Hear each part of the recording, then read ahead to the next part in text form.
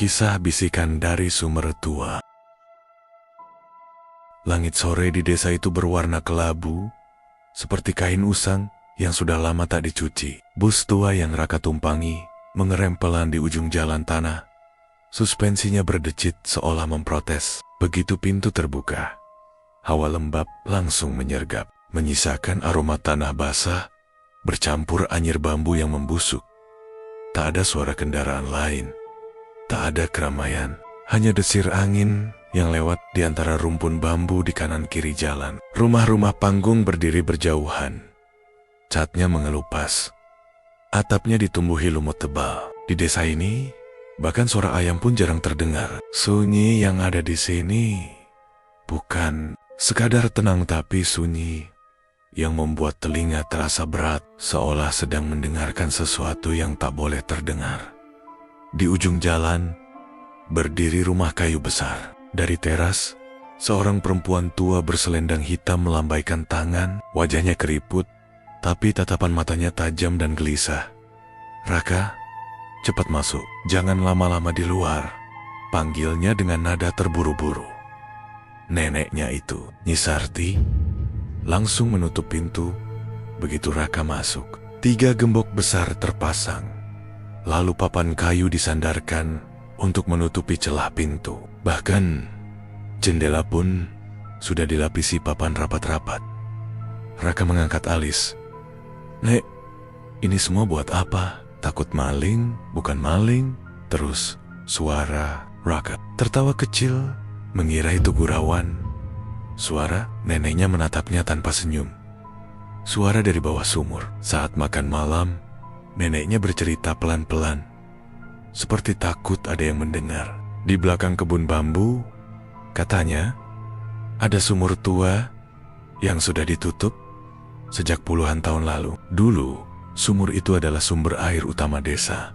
Tapi setelah satu kejadian yang tak boleh diulang, warga menutupnya rapat-rapat. Tidak ada yang berani mendekat setelah matahari terbenam. Neneknya lalu menatap tajam. Kalau suatu malam ada yang memanggil namamu dari arah sumur, jangan jawab. Apapun yang terjadi, jangan jawab. Kenapa? Neneknya tak menjawab. Tangannya hanya meremas sendok dengan gemetar. Malam itu, hujan reda. Udara basah masuk dari selapapan, membuat lampu minyak di kamar Raka bergoyang pelan. Aye mencoba tidur, tapi dari luar terdengar bunyi aneh. Tok, tok, tok. Awalnya ia pikir itu ranting jatuh, tapi bunyinya berulang, teratur, dan diselingi jeda panjang. Hingga kemudian, tok, tok, tok. Raka membeku. Suara itu serak, lirih, dan seolah datang dari kedalaman bumi.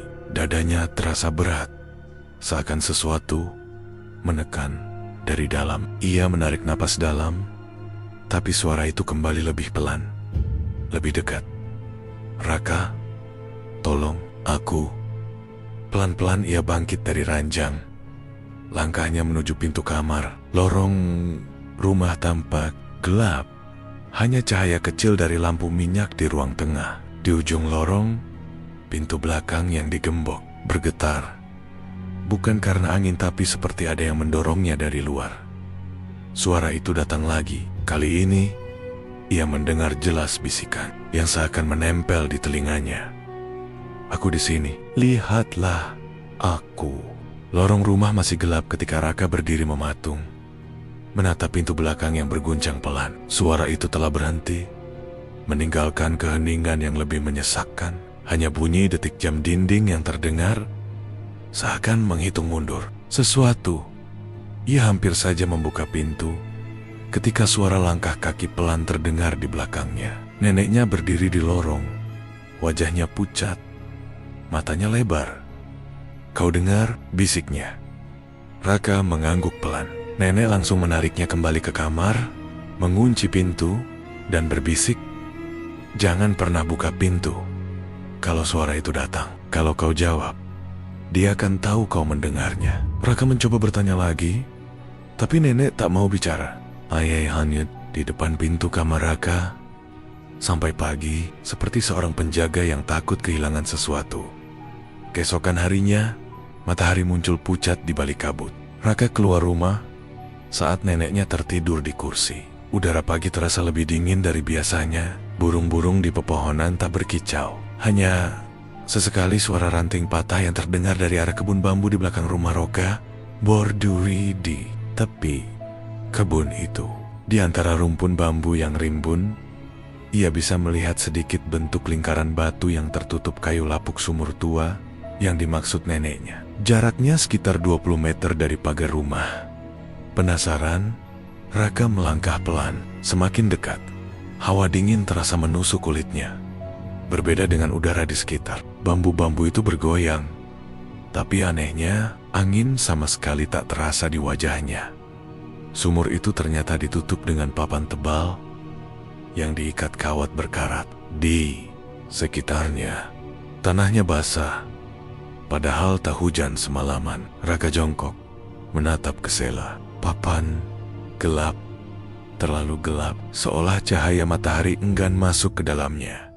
Ia hampir pergi ketika telinganya menangkap sesuatu. Sangat pelan, nyaris tertelan oleh kesunyian. Raka mendongak cepat, matanya mencari-cari. Tapi tak ada siapapun, hanya rumpun bambu dan kabut tipis. Suara itu datang lagi, kali ini dari dalam sumur. Tolong, turunkan tali. Aku dingin. Raka mundur.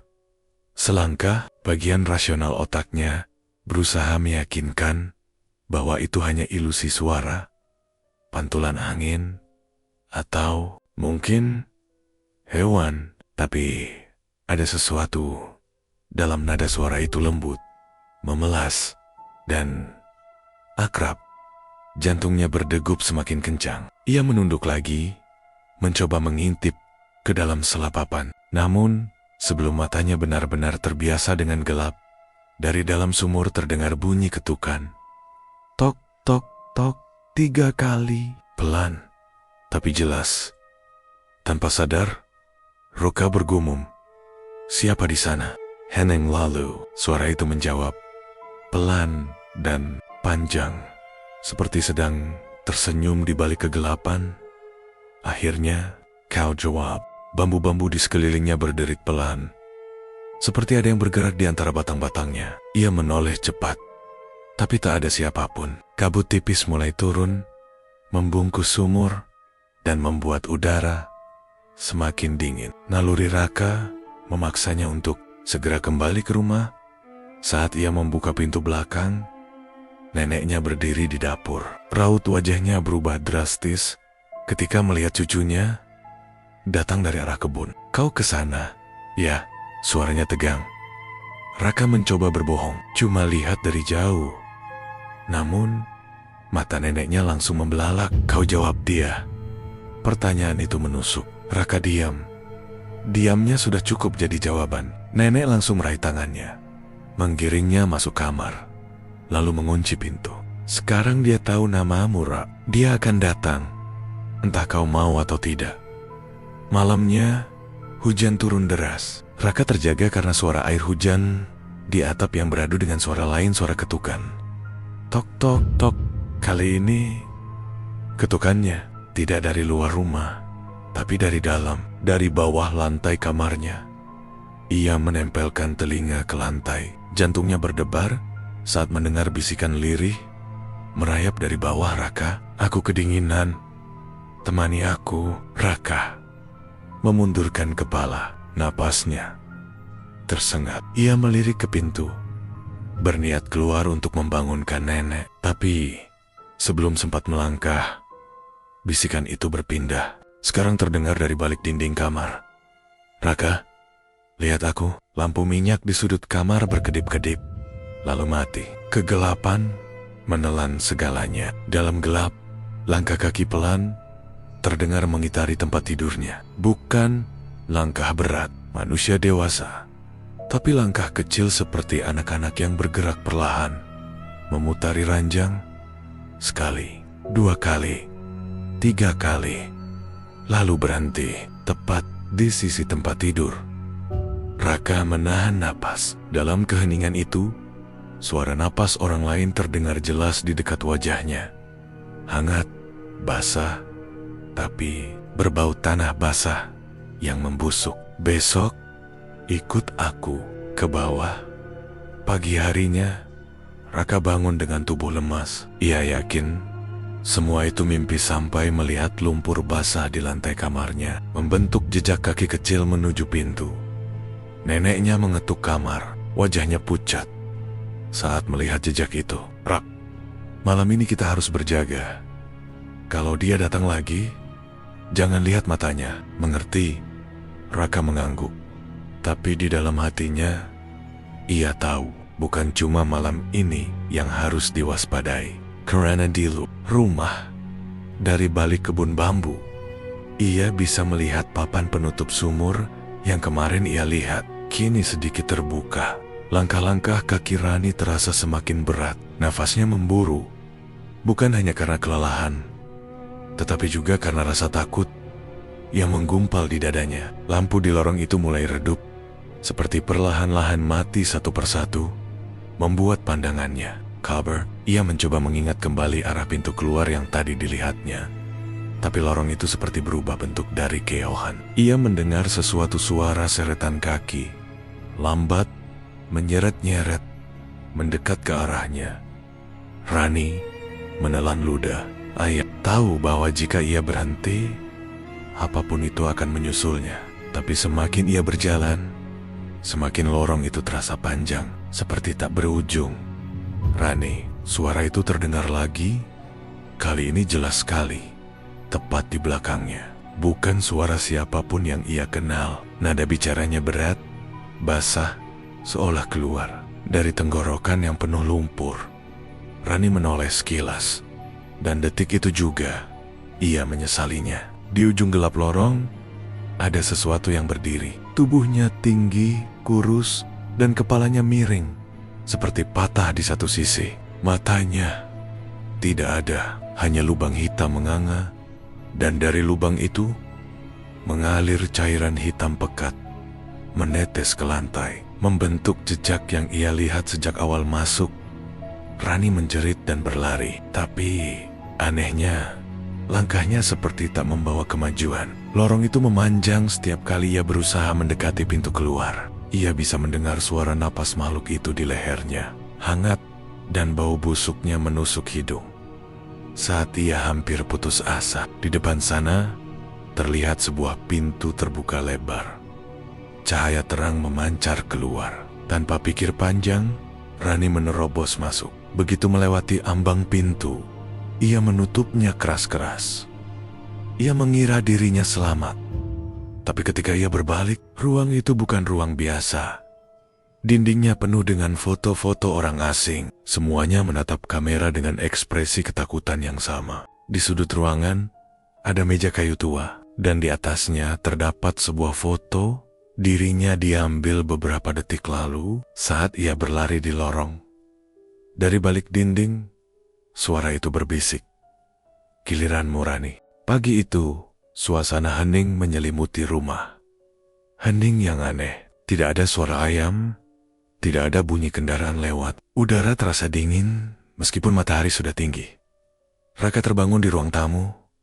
Tubuhnya terasa berat seperti habis dipaksa. Berlari jauh, matanya mengarah ke pintu depan yang terbuka sedikit. Di luar, jalanan tampak kosong, seperti semua orang menghilang. Ketika ia mencoba melangkah keluar, sebuah bayangan hitam melintas cepat di tepi pandangannya. Bayangan itu berhenti di ujung gang, lalu menoleh. Wajahnya persis seperti dirinya sendiri. Raka mundur, napasnya tersengal. Di dalam rumah, suara-suara mulai terdengar dari setiap ruangan. Bukan hanya bisikan, melainkan ratusan orang yang berbicara bersamaan dengan nada rendah dan berat. Kata-kata yang mereka ucapkan tidak jelas, tapi seakan-akan mereka sedang memanggilnya. Pintu kamar tiba-tiba terbuka. Sosok wanita yang dilihatnya di cermin beberapa hari lalu kini berdiri di sana. Tersenyum. Di belakangnya, puluhan tangan pucat meraih keluar dari kegelapan, melambai-lambai memanggil Raka untuk masuk. Aku sudah bilang, bisiknya. Sekarang giliranmu. Lantai rumah terasa seperti berdenyut di bawah kaki Raka. Ia mencoba lari, tapi setiap kali ia membuka pintu, yang terlihat hanya lorong gelap yang sama, terus berulang. Tidak ada jalan keluar. Akhirnya, suara-suara itu semakin keras, mengisi setiap sudut kepala Raka. Tubuhnya mulai diseret perlahan ke dalam kamar oleh tangan-tangan itu. Wanita berambut panjang itu menutup pintu sambil berbisik pelan. Di sini, kita semua tidak pernah pergi. Sejak hari itu, rumah Raka selalu terlihat sepi dari luar. Tapi beberapa warga yang lewat mengaku, kadang mereka melihat bayangan seseorang berdiri di jendela, memandang keluar sambil tersenyum. Dan cerita pun tamat.